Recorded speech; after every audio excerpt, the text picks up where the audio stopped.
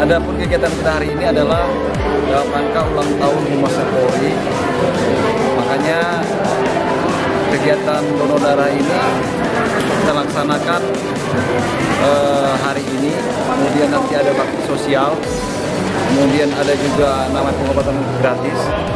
Yang kegiatan ini karena berhubungan Humas Polri, kita juga akan melibatkan rekan-rekan teman-teman media dalam rangka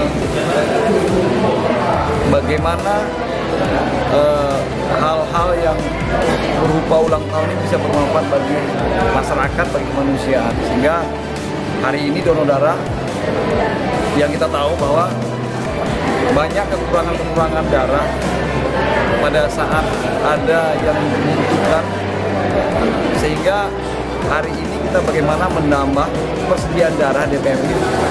Pada saat ada masyarakat yang membutuhkan donor darah tersebut bisa langsung diambil oleh PMI. Kita hanya membantu bagaimana supaya darah yang ada di PMI ini tersedia dengan maksimal, sehingga pada saat masyarakat membutuhkan sedia.